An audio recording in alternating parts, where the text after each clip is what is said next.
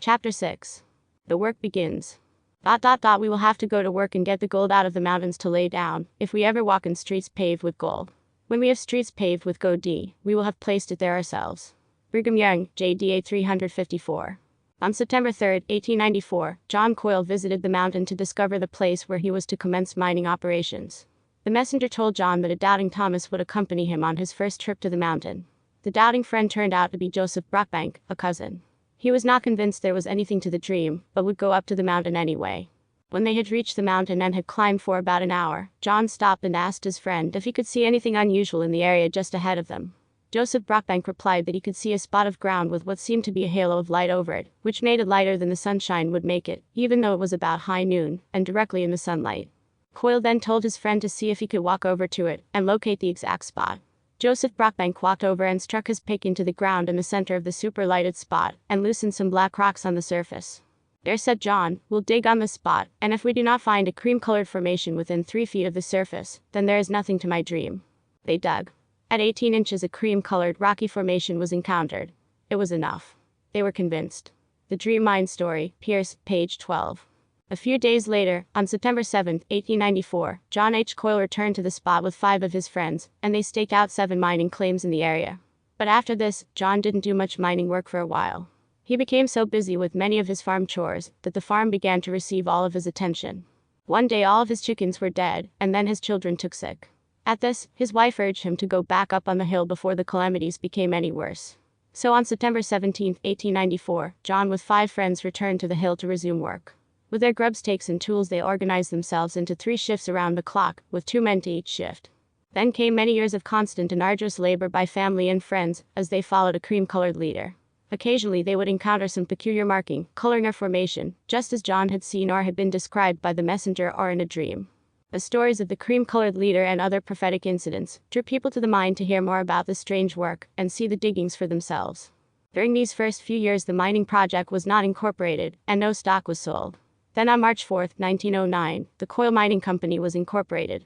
Stockholders were John H. Coyle with 13,500 shares, John H. Coyle Trustee with 49,500 shares, George Hales with 1,500 shares, John F. Beck with 1,000 shares, B. F. Woodward with 1,000, J. P. Creer with 1,000 shares, and W. Jones Bowen with 1,500 shares. There were 42,000 shares of treasury stock, making a total of 114,000 shares, with a par value of $1 per share, or $114,000. John H. Coyle was listed as president and director of the corporation, with J. P. Creer as vice president and director, and W. Jones Bowen as secretary and treasurer. These 3, plus George Hales, Bishop in Spanish Fork, B. F. Woodward, and John F. Beck, made up the board of directors. Historical study of the Coyle Relief Mine, Christensen, page 20. An annual stockholders' meeting would be held on the second Monday of May at 2 p.m. This custom has continued to the present.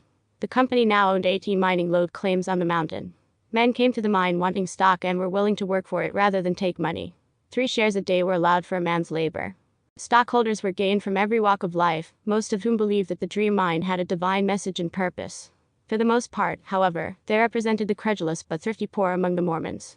Seldom was the stock ever sold to a non-Mormon, for this was primarily and essentially a Mormon project, saturated as it was with Mormon ideology and religious objectives, nonetheless, completely independent of the church leadership itself.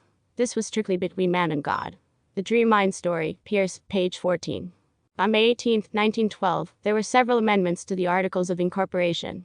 The most significant changes were to Articles 2 and 6. The amount of treasury stock was increased to 114,000 shares, and the total capital stock was increased to 200,000 shares. The par value of the stock was $1, but public sale was made at $1.50 per share. The stockholders were encouraged to purchase 100 shares of stock. It was said that this amount would be sufficient to take care of any man's family when the mine came in. But, if a man had more stock than 100 shares, he would be in a much better position to assist his fellow men during the times of trouble and famine. Thus, through the many years that followed before any triumphant goals were reached, more than 7,000 families became associated with this strange project, following it almost like a religion. If we consider a conservative average of 4 or 5 to the Mormon family, it represents from 28,000 to 35,000 people directly or indirectly associated in this strange project. Dream Mine Story, Pierce, page 15. Men who worked at the mine were continually learning the powers of direction and guidance that accompanied Coyle in his operation. Mr. C.F. Waite relates an incident with which he was personally acquainted. While sitting on the station, number 10, Coyle was telling me about the beautiful North Wall, which would come in on the north side of this number 10 run.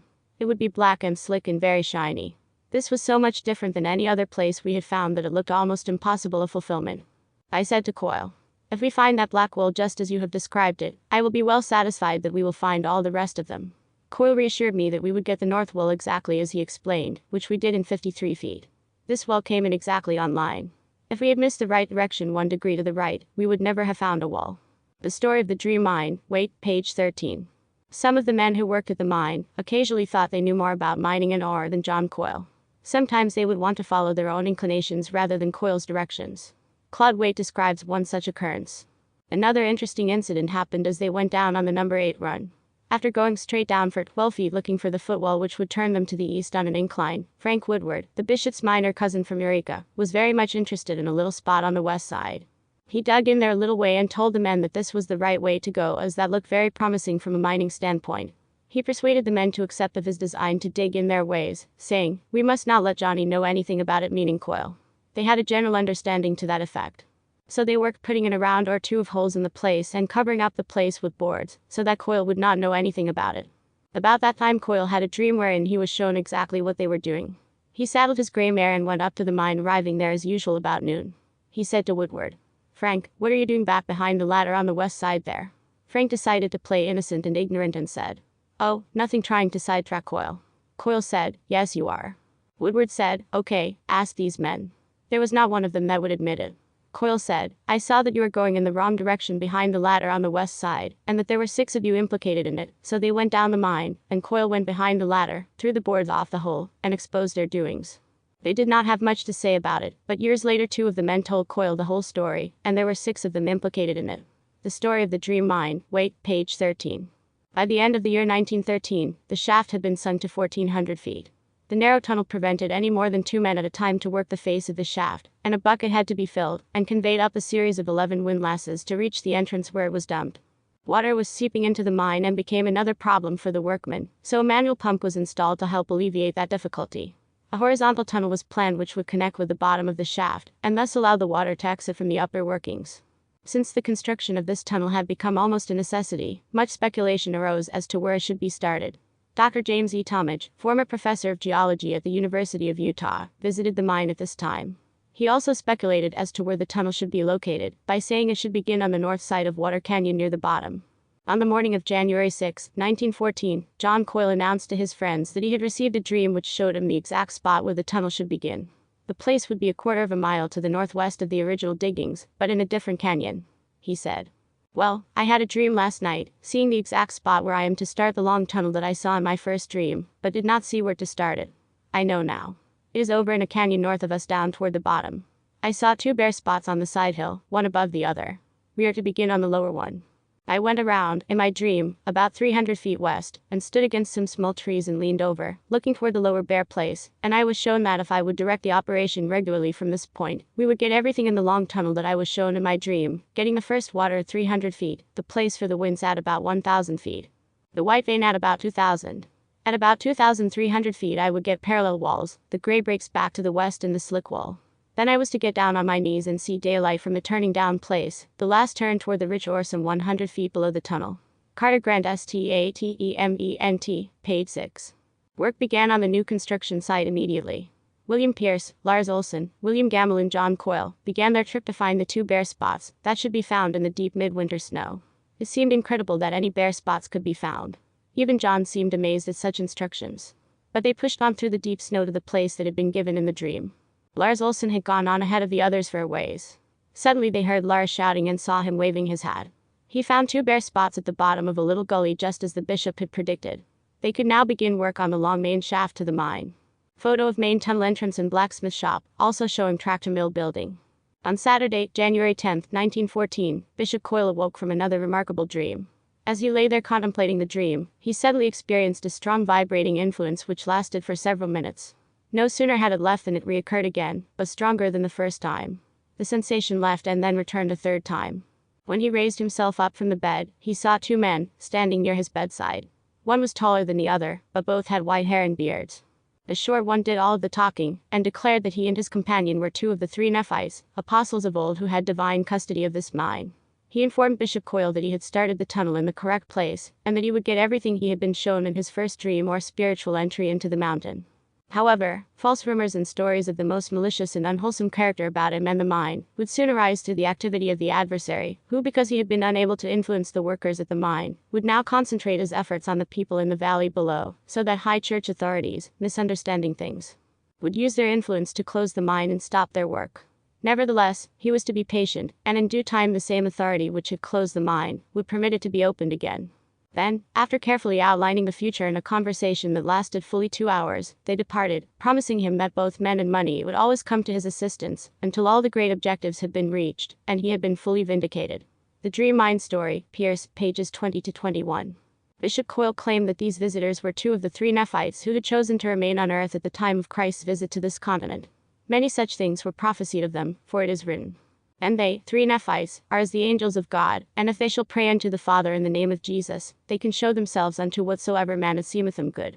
Therefore, great and marvelous works shall be wrought by them, before the great and coming day when all people must surely stand before the judgment seat of Christ, yea, even among the Gentiles, shall there be a great and marvelous work wrought by them, before that judgment day." 3 Nephi 28:30-32. The first portion of their visit was a half-hour conversation which explained the nature of the work and of the opposition to the mine. Bishop Coyle was told that James E. Talmage and Heber J. Grant would soon be the chief opponents of the mine, and would cause him much trouble. After this first half-hour of visiting had ended, the Nephite explained to Bishop Coyle that he was free to repeat any of the conversation to whomever he wished, but the remaining period of their visit must not be divulged. For another hour and a half the visit continued. No one ever learned what was in that conversation. Nearly everyone speculated, and many of them begged the bishop to tell a little of it, but the only answer he gave was, "It's too big, you couldn't take it." Ere his 2 heavenly visitors departed, they gave him a final warning in addition to the charge that he must not reveal the hour-and-a-half portion of their 2-hour conversation. First, he must never at any time write anything or sign any written statements about the nature of this mining operation. And second, he was not to allow brothers to be on the board of directors at the same time. The Dream Mine Story, Pierce, page 21. There was one exception to the bishop's relating the hour-and-a-half portion of the conversation. He could relate it to the general authorities of the church, if they would consent to listen. If they would not have an audience with him, then the third member of the Nephite quorum would deal directly with the church in due time. However, the authorities of the church never allowed him to tell his story of these Nephite messengers in their visit. Difficulties up to the present were the deep snows, sacrifices in time, water in the shaft, hard rock drilling, and numerous other seemingly constant difficulties or trials. These were only preludes to the unseen powers that could dishearten and even stop the mining operations. It is at this imposing juncture that we must assume that Bishop Coyle had been informed of something that the church authorities were not aware of. Why would such messengers appear to John Coyle, rather than to the general authorities of the church?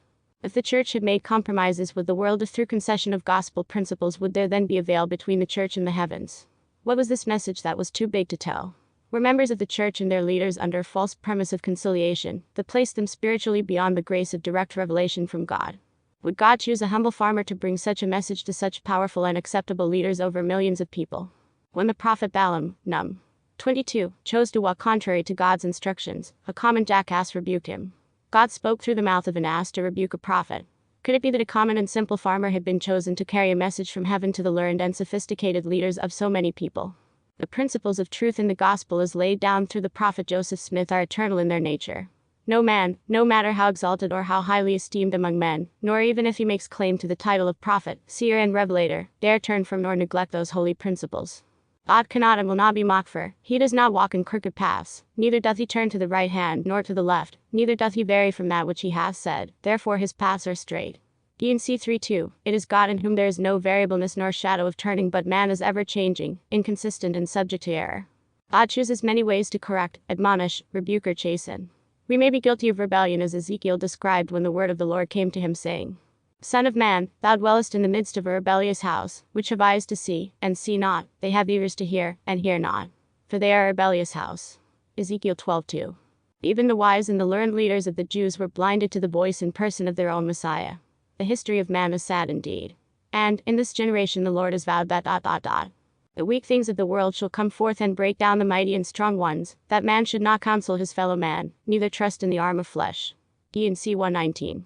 Stockholders were told, just as Coyle had been told, that one share of stock would someday be worth 1,000 times its cost. Men would go to court for 1 share of stock, and if a man had 100 shares, he would be a wealthy man. The LDS Church became very concerned and worried about the mine, because so many active church members were involved with it.